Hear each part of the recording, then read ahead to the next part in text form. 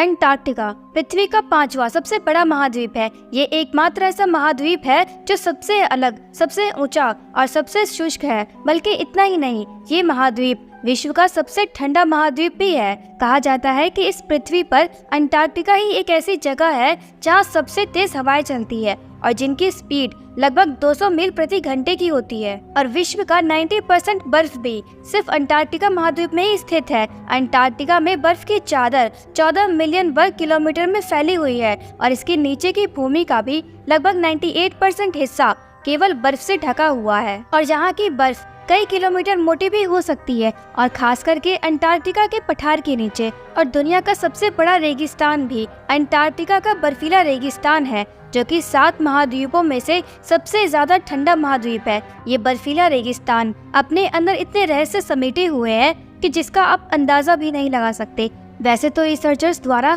कई रहस्यों की खोज की जा चुकी है, लेकिन वहीं ऐसे और भी कई रहस्य हैं जिनके बारे में वैज्ञानिकों के पास भी कोई जवाब तक भी नहीं है। लेकिन क्या आपने कभी ये सोचा है कि जो अंटार्कटिका आज इतना ठंडा है, क्या वो कभी गर्म भी था, या फिर आज की तरह ही हमेशा से ठंडा? अंटार्कटिका की खोज कब और किसने की थी, और क्या है अंटार्कटिका के वो हैरान कर देने वाले 5 रहस्य? अंटार्कटिका एक ऐसा महाद्वीप है जो अपने साथ एक या दो नहीं बल्कि कई रहस्य छुपाए बैठा है। तो चलिए आज की इस वीडियो में जानते हैं इन सभी सवालों के जवाब, और साथ ही अंटार्कटिका के उन 5 रहस्यों के बारे में भी जो वाकई में आप सभी को हैरान कर देगी। तो इस महाद्वीप को गहराई से जानने के लिए वीडियो को पूरा जरूर देखें।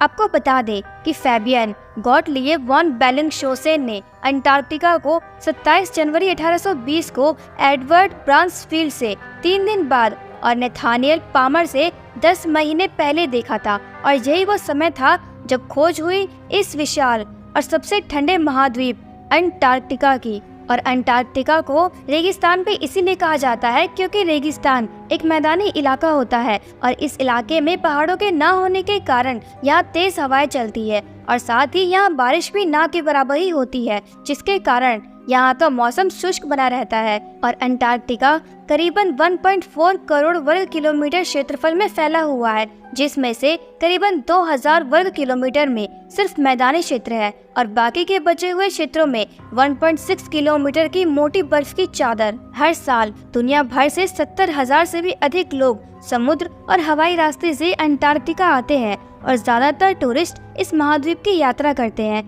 अंटार्कटिका वाकई में कई जानवरों का घर भी है। यहाँ पेंगुइन, सील और समुद्री पक्षियों की भी कई प्रजातियां रहती है, और कुछ लोगों के अनुमान के बावजूद अंटार्कटिका में कोई ध्रुवीय भालू नहीं है, क्योंकि वे आर्कटिक में पाए जाते हैं। वैज्ञानिकों ने तो ये भी डिटरमाइन किया है कि अंटार्कटिका लगभग 34 मिलियन वर्ष पहले जम गया था। हालांकि वैज्ञानिकों को जीवाश्म के कुछ एविडेंस भी मिले हैं, लेकिन इससे पहले मिड क्रिटेशियस पीरियड मतलब कि 90 से 100 मिलियन वर्ष पहले अंटार्कटिका में हरे भरे वर्षावन भी मौजूद थे। लेकिन कहीं न कहीं अंटार्कटिका का बहुत सारा भाग पिघल रहा है। बता दें कि अंटार्कटिका का 98% भाग सिर्फ बर्फ से ढका हुआ है, जिसको बर्फ शीट भी कहते हैं। और इस बर्फ शीट की औसत मोटाई 2 से 5 किलोमीटर की हो सकती है। और अंटार्कटिका में एक ऐसी जगह भी मौजूद है जो कि कुछ हद तक बर्फ से मुक्त है, और जिसका नाम है पामर प्रायद्वीप। लेकिन ग्लोबल वार्मिंग के प्रभाव के कारण इसमें बड़े पैमाने पर बदलाव भी हो रहे हैं, जिससे कि इस महाद्वीप में कहीं न कहीं बहुत गहरा असर भी पड़ रहा है। और आपको बता दें कि अंटार्कटिका की जलवायु भी हमेशा से वैसी नहीं थी जैसे कि आज है। कई लाखों वर्ष पहले अंटार्कटिका आज की तुलना में बहुत ही ज्यादा गर्म था, लेकिन धीरे धीरे बाद में इसने ऐसा रूप लिया कि ये बर्फ से पूरी तरह से भर गया और विश्व का सबसे ठंडा महाद्वीप बन गया। इस महाद्वीप को मूविंग और एक्टिव कॉन्टिनेंट के रूप में भी जाना जाता है, क्योंकि अंटार्कटिका का आकार मौसम के परिवर्तन के साथ बदलता रहता है। बता दें कि अंटार्कटिका में खारे पानी का एक झील भी मौजूद है, जो कि 19 मीटर मोटी बर्फ से ढका हुआ है, और जिसका खारापन मृत सागर के बराबर है। जी हाँ, और इस झील का नाम है विदा झील। कहा जाता है कि पृथ्वी पर अंटार्कटिका ही एक ऐसी जगह है जहां सबसे तेज हवाएं चलती है और जिनकी स्पीड लगभग 200 मील प्रति घंटे की होती है। साइंटिस्ट के मुताबिक अगर पश्चिमी अंटार्कटिका पर जमी बर्फ पिघल जाए तो दुनिया भर के समुद्रों का लेवल 16 फीट तक बढ़ जाएगा, जिसकी वजह से कई निचले इलाके पूरी तरह से डूब जाएंगे।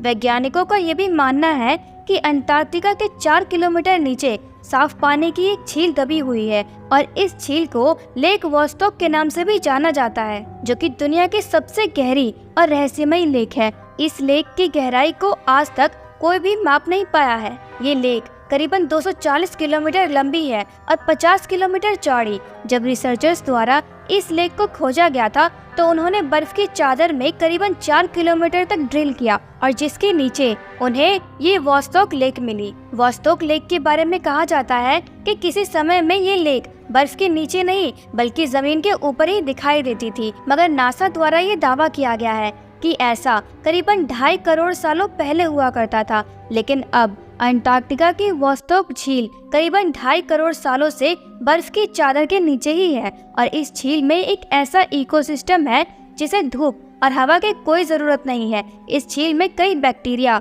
माइक्रोब्स और मछलियां भी पाई जाती है जो इसी ठंडे पानी में बिना धूप और हवा के अपना जीवन व्यतीत कर रही है। और अंटार्कटिका महाद्वीप ही धरती पर एक ऐसी जगह है जहां 6 महीने तक दिन तो 6 महीने तक रात नहीं होती। जी हाँ, दरअसल यहाँ सिर्फ 2 ही मौसम है, एक सर्दियों का तो दूसरा गर्मियों का। गर्मियों में जहाँ लगातार 6 महीने तक उजाला रहता है तो वहीं सर्दियों में 6 महीने तक अंधेरा। जी हाँ, यहाँ मार्च से सितंबर तक सूर्योदय नहीं होता और सितंबर से लेकर मार्च के बीच यहाँ सूर्यास्त नहीं होता। आपको बता दे कि माउंट विंसन मासिफ अंटार्कटिका की सबसे ऊंची चोटी है। लेकिन ये सब तो कुछ भी नहीं, इन सभी के अलावा अंटार्कटिका महाद्वीप के वो 5 रहस्य भी सबको हैरान कर देते हैं, जिसके बारे में जानकर पहली बार सभी चौंक गए थे। तो चलिए जानते हैं कि आखिर वो कौन से 5 रहस्य हैं। इसमें 5वें नंबर पर आता है रॉस आइस शेल्फ। जी हाँ, जब अंटार्कटिका के बर्फीले मैदान में कुछ ऐसी आवाजें आने लगी जैसे मानो कोई औरत रो रही हो, तो इस पर रिसर्च किया गया और 1950 में रॉस आइस शेल्फ पर रिसर्च किया गया। इस दौरान ये पता चला कि अंटार्कटिका की ये आइस शेल्फ गाती है। जी हाँ, लेकिन ऐसा क्यों होता है?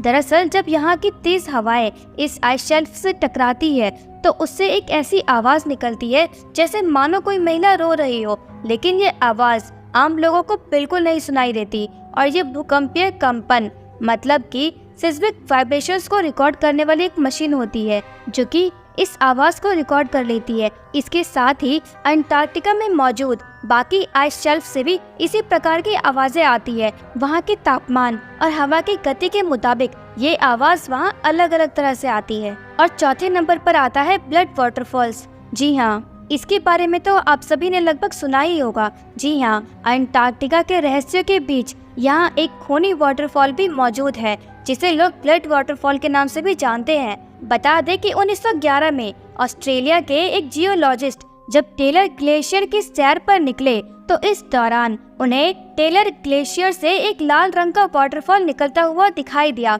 जो कि बिल्कुल खून की तरह ही दिखाई दे रहा था। और जब इस पर रिसर्च किया गया तो पहले तो वैज्ञानिकों को लगा कि इस पानी का रंग लाल इसलिए है क्योंकि इसमें लाल एल्गी मौजूद है, मगर फिर बाद में जब और गहराई से रिसर्च की गई तो पता चला कि इस पानी का रंग लाल इसलिए है क्योंकि इस पानी में आयरन ऑक्साइड बहुत ही ज्यादा मात्रा में मौजूद है और जिसके कारण इसका रंग लाल है, जिसने पहले तो सभी को चौंका ही दिया था। और तीसरे नंबर पर आता है मार्शियन मेटेरॉइड्स। जी हाँ, इसने भी सभी को हैरान कर दिया था। वैज्ञानिकों के चेहरों पर खुशी तब आई जब उन्हें कई सालों पहले अंटार्कटिका से आलू जितना छोटा एक उल्का पिंड मिला जो कि मार्स से अंटार्कटिका पर गिरा था। और जब इस उल्का पिंड पर रिसर्च किया गया तो इस उल्का पिंड पर कुछ बहुत ही अनोखे से माइक्रोब्स के फॉसिल्स पाए गए, जिसके बाद ये पता चला कि मार्स में भी लाइफ मौजूद है। और फिर बस इसके बाद तो मार्स पर इंसानों को बसाने के लिए रिसर्च भी शुरू हो गई जो कि आज तक चल रही है। और नंबर 2 पर आता है ये हिटलर्स नाजी बेसिस। जी हाँ, आज जहाँ कई देश इस होड़ में लगे हुए हैं कि वो अंटार्कटिका पर पूरी तरह से अपना कब्जा कर ले, वहीं हिटलर ने 1939 में सेकेंड वर्ल्ड वॉर के शुरुआत में ही अंटार्कटिका पर अपना कब्जा करने की कोशिश कर ली थी और जहां मौजूद कई सारे रिसोर्सेज का इस्तेमाल भी करना चाहा था। लेकिन ऐसा हिटलर ने तब किया था जब उसे लगा कि सेकेंड वर्ल्ड वॉर के दौरान हिटलर की आर्टिलरी को तेल, दूध और बटर जैसी चीजों में कमी हो सकती है। जिसके बाद हिटलर ने अपनी नाजी सिपाहियों की एक टोली को शिप्स के साथ अंटार्कटिका के लिए रवाना किया और यहाँ नाजी सिपाहियों को मार्गेरियन फैट के लिए व्हेल ऑयल की खोज करनी थी। ये एक गुप्त अभियान था जिसे नाम दिया गया शॉबेनलैंड अभियान और ये सीक्रेट अभियान 5 महीनों तक चला और इसके बाद हिटलर ने अपनी नाजी सेना को वापस बुला लिया। और इसके बाद सबसे आखिरी में आता है गम्बर्ट सेफ माउंटेन रेंज।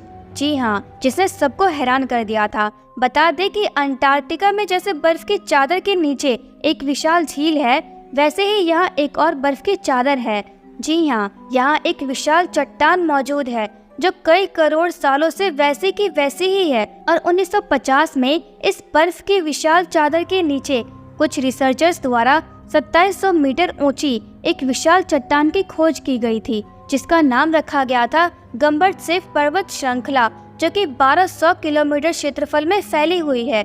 जियोलॉजिस्ट और वैज्ञानिकों के अनुसार ये पर्वत श्रृंखला करीबन 1 बिलियन साल पुरानी है और इसके पीछे का कारण भी आज तक कोई रिसर्चर्स नहीं ढूंढ पाया है कि कैसे इस पर्वत श्रृंखला में आज तक कोई भी बदलाव नहीं आया है, जिसने अभी तक सभी साइंटिस्ट को हैरान कर रखा है। और आज भी सभी इस रहस्य के पीछे की कहानी को जानने में लगे हुए हैं। तो ये थे अंटार्कटिका से जुड़े हैरान कर देने वाले वो रहस्य, जिनमें से कुछ का रहस्य तो वैज्ञानिकों ने खोज लिया है, लेकिन इनमें से कुछ रहस्य ऐसे भी हैं जिनके बारे में वैज्ञानिक आज तक कंफ्यूज है। और बहुत से रहस्य तो ऐसे हैं जो आज भी इसी विशालकाय बर्फीले मैदान में दफन हैं। तो उम्मीद है कि आज की इस वीडियो में आपको अंटार्कटिका महाद्वीप के बारे में बहुत कुछ नया जानने को मिला होगा। तो वीडियो पसंद आए तो इसे लाइक करना, साथ ही अगर आपने अभी तक हमारे चैनल को सब्सक्राइब नहीं किया है तो इसे सब्सक्राइब करना बिल्कुल न भूले, ऐसे ही रहस्यों से भरी वीडियो देखने के लिए। तो चलिए मिलते हैं फिर से एक नई वीडियो में, तब तक के लिए अलविदा।